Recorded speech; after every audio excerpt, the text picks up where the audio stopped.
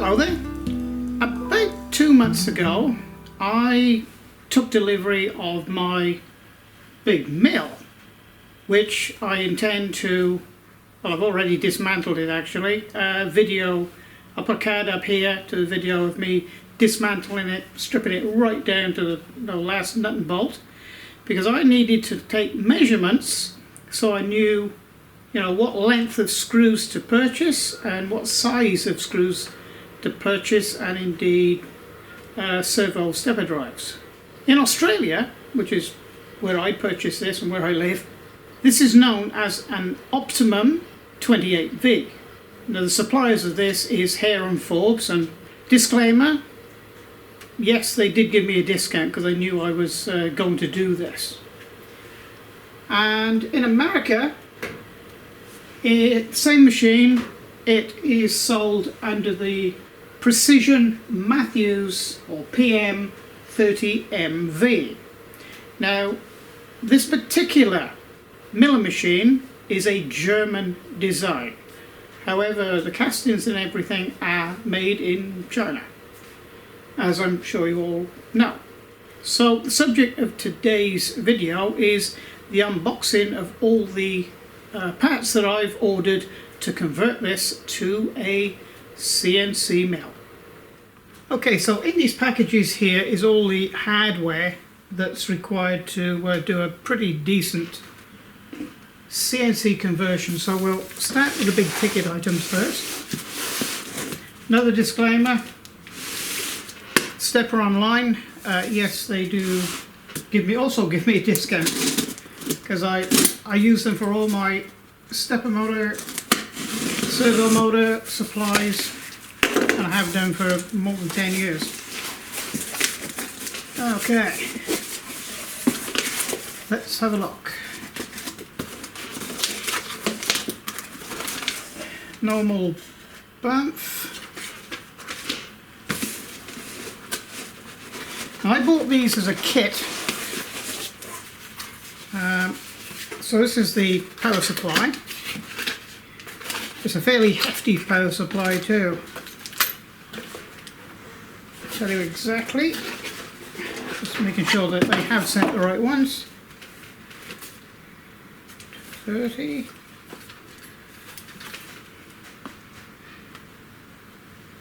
Okay.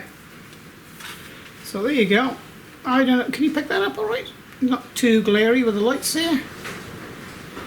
Okay, so it's 60 volt. I've gone for 60 volt system. This particular one is a 350 watt, 6 amp at 60 volt. So that's it's pretty hefty. Of course, these are NEMA 34s.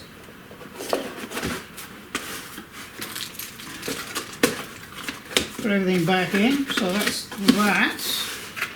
Put them over the back there. What else have we got?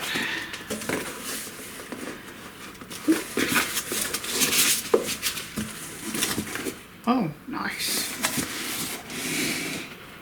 Look at that. It's a thing of beauty, isn't it?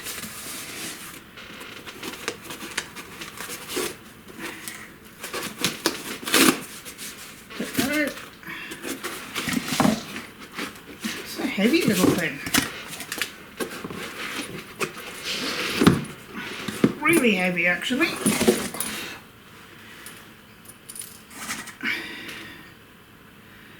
Okay, there you go. This is a 9 Newton meter with a keyway. You can see that. And of course, it's a servo motor, hybrid servo actually motor. That is a very, very nice unit. Bought this for the Z axis. You know, I sort of calculated the weight out of the head, and you know, this is more than sufficient. I am actually going to have a weight offset system with a weight over the back, runs over a pulley to, you know, assist everything, to lift up and down maybe a little bit quicker. So that's that one. I'll put it back in the box actually. And so you see that there's, you know, power. That's the normal 4-core cable, or 4 leads. And of course this one is the information cable, where there's normally 6 wires. Telemetry back and forth from the driver to this. Okay, so they can talk back and forth. And if, you know, the driver detects, you know, you're not in the right spot where you should be, it'll send a message to Mach 3, and Mach 3 will either slow the other 2 axes down for this one to catch up, or it'll halt program and send an alarm. So that's that. With the kit, just pull this out. They send you a couple. Oh, here we go. Yeah.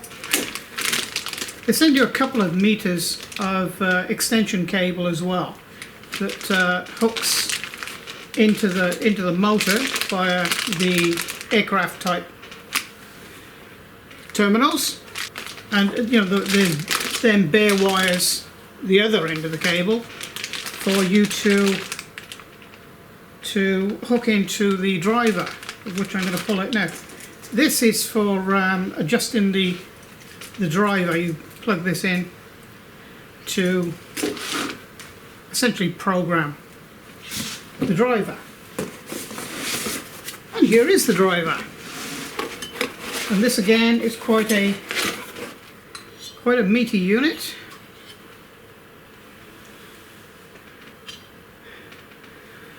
And of course on the other side you've got heat sinks and a cooling fan as well. I mean, you know, it's the business. They don't, you know, if you're going to do a conversion of this value, then, because you know the value of this, just the financial layout for the machine alone is around about 3,000, and you know, for all this it's going to cost you another $1,500. You know, $1,500, and that's then not including the, you know, aluminium plate. I'm going to use 12mm aluminium plate to make all my bracketry up to, you know, bolt the motors onto each axis. And yeah, I got small surprises here too. Okay, so I'll just put this away. And as with all my builds, about a month after I finished building it and testing it and making sure everything's okay, the drawings and all the purchasing information, I mean, Stepperonline's easy, but all the other stuff that I've had to sort of go and look for and purchase, all that information will be on my Patron pages. I'll just show you one of these. This is the power supply. It's identical to the other one, but this is a little different.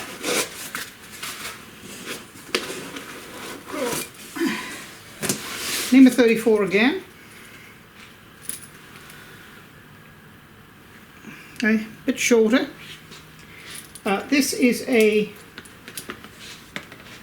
5 Newton meter. Well, it's actually precisely, let me see, I didn't actually tell you, yeah, 4.5 they say on there, but what I found is if you up the ampage a little bit, not much, you know, 5 Newton meters is absolutely fine. It'll run at that. Not that it sort of ever will for any length of time, it's just when it snatches from one direction to another, that's the only time for like a millisecond that it'll, you know, snatch the full amount of torque, if ever. So I've got two of these for the X and the Y, which is more than sufficient. Probably could have used NEMA 24s at 4 Newton meters, but I just thought for this build that you know, I'd got a NEMA 34s just for that extra little bit of torque, and I think I've made the wise choice there. So we'll put this away and I'll show you what else I've got.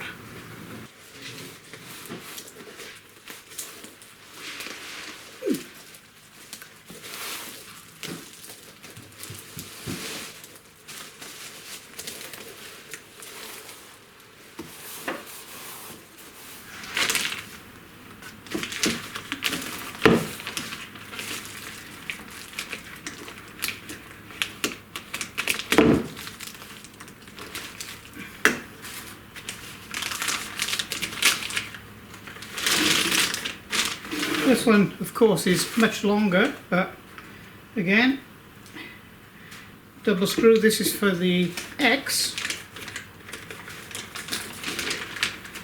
Same dimension screw. We'll put him over there. Now this one's slightly different.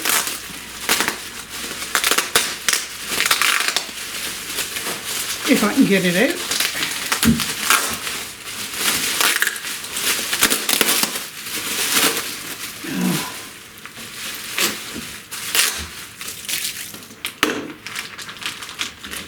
And you'll see this one is much bigger.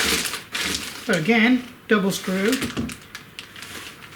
This is a 20mm, just over 3/4 of an inch screw, that is, but still 5mm pitch. Now, I keep all my pitches the same. Makes it a lot easier when it comes to, you know, sorting out the steps in Mach 3, because you know they're all identical. So, you know, it really doesn't matter about the diameter. This, you know, I could have got an inch, 25mm, and provided the pitch is the same, the steps stay the same. But I wanted to go a little bit more beefy for the Z, because it, you know, it gives more surface area for the, you know, the balls to act upon. You know, with the extra weight. And I didn't like the idea of running 9 Newton meters on a, you know, a small 16mm screw. So there's another, you know, several reasons why I went for the larger screw. So there she is. Beautiful.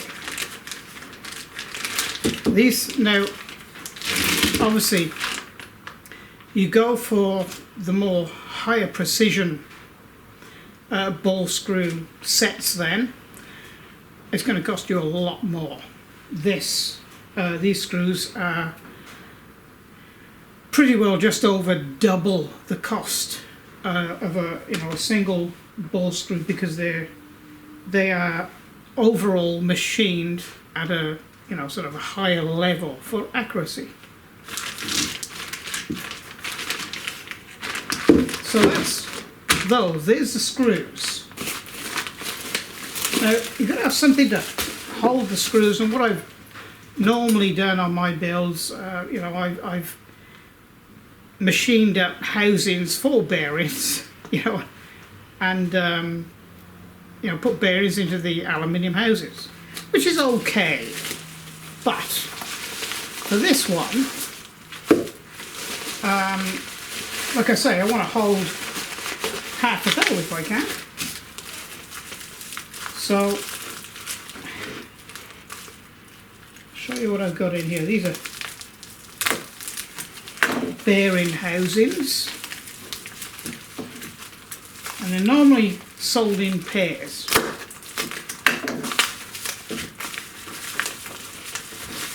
So you don't really have the option of you know, just one end, as in for the Z axis, because you only require one good bearing, one twin bearing, and that's these. Now, I've never used these before. Used them on other applications, should we say similar bearings and housings.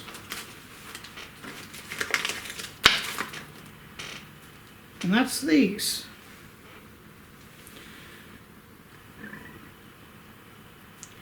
They're opposed cone bearings inside there.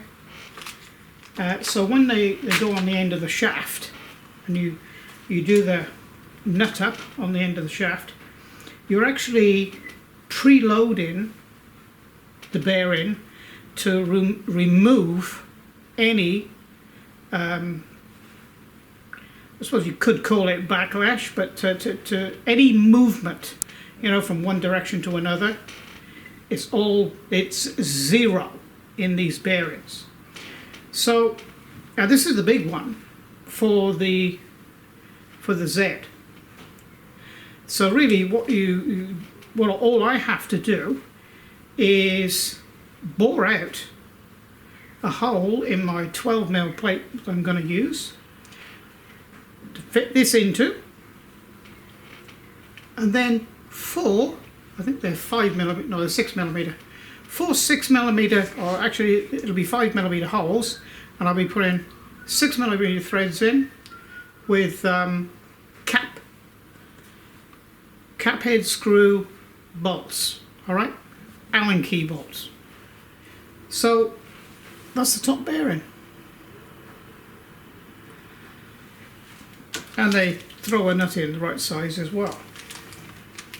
If you're interested, the other side, I'll open it and show you. So this is the arrangement we're going to have on the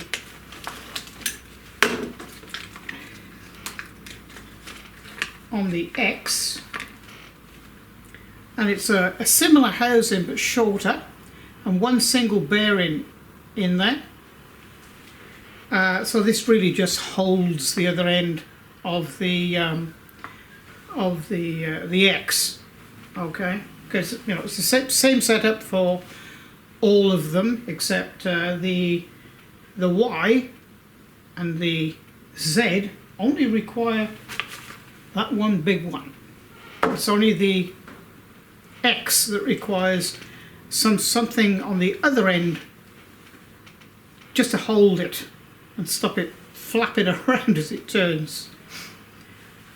So that's that. So I've got 3 of those, one for each axis. Obviously this is for the 20mm, and these 2 are for the 16mm screws, because they are different bores, different dimensions, you know. The end of the screw, the ends of the screw is different on both ends.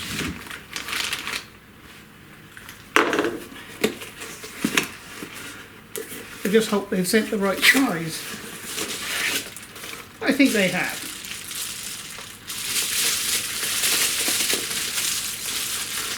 Now what they generally do is, when you look at them in the catalogue, they'll give you a bore diameter of these, you know, from and to. In other words, the minimum bore diameter and the maximum.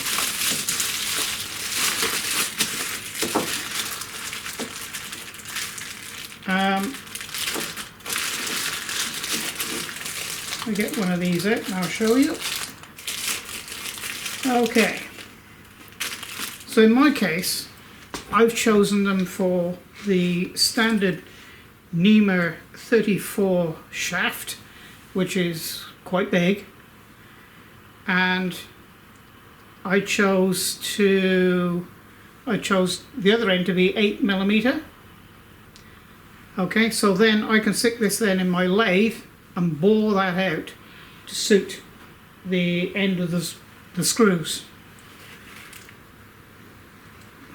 Oh, yeah, nice bit of kit. That's a really nice bit of kit, look at that. And you'll notice there's one, two, three webs. Oh, you didn't see that, did you? And you'll notice there's 1, 2, 3 webs on each coupling. That's a real hard. I'd say that was nearly nylon in there. I think it probably is. It's not rubber. That's real tough. Anyway, so that fits in NEMA 34. And then, you know, you get the choice of whatever diameter you want. You know, you sort of pull this apart, stick it in your 3-door chuck, and bore it out to whatever you want. And this is the ideal size for those screws, and the torque loading. And nice bit of kit. And again, once you step up to NEMA 34s, you know, the price doubles. You know, from NEMA 23s or 24s, you know, just purchasing them, and then any add-ons to them, more than double. But like the old saying is, you get what you pay for. If you don't want it to stuff up within the first 5 minutes of use, pay the extra and get decent stuff. So over the last, you know, few months, while I've been waiting for those new bits to come, I've sort of been getting stuff ready in the background, like proximity sensors for each axis, and big bolts and washers to, you know, sort of attach it to this. I just knocked this wooden base up, real heavy duty wooden base. You could probably put a car on it as a temporary base to build this on. When I've got this running and I'm happy with it, happy with its performance, then I'm going to build my own steel frame and you know, build a, you know, sort of a wet tank hopper affair for chip removal and all that sort of thing. And I want to have it totally enclosed as well, like my little Sieg, but I'll do this one in metal. The other one I did in marine ply, actually, which, you know, I've had that for 6, 7 years now, 8 years actually. It's fine, but this one I'm going to do the business, and when I've got it all running and I'm happy with it, what I intend to do is then design and make a power drawbar for it, because I've always really wanted one of those, a handy thing to have. And I might even think about you know, having a tool changer affair. I don't think I'm going to go carousel. What I think I'll do is have, you know, like a some sort of holding system on each end of the x-axis, so, you know, the bed will move over, head will come down, and put one tool away and pick another tool up. I can get 8 tools, possibly, in that arrangement. Maybe 6, but I think I can get 8. And, you know, who knows? If enough people ask about it, I may go the whole hog and actually make a 12 holder carousel, you know, that'll come in and out, you know, present itself underneath the head, and have a 12 station changer. Maybe, if I'm still alive. So yeah, we got some things to look forward to, and I hope you guys are going to join me over the next, probably it's going to take me about 16 videos, because I like to show absolutely everything, you know, and I will show everything down to, you know, every single wire, how to connect it up, where to connect it up, and why I'm doing it. Okay, so if you are inexperienced but want to have a go, I hope my videos will show you, as they have done in the past.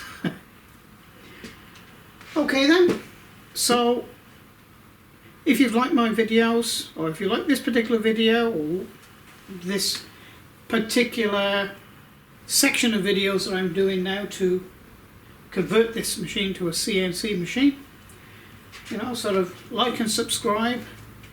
And if you really like what I'm doing, you may consider becoming a patron to the channel, because it is the patrons behind the channel that allow me to do this. You know, I purchased these machines. Yeah, I had a bit of a discount. I got it freighted to me free. So that was my discount.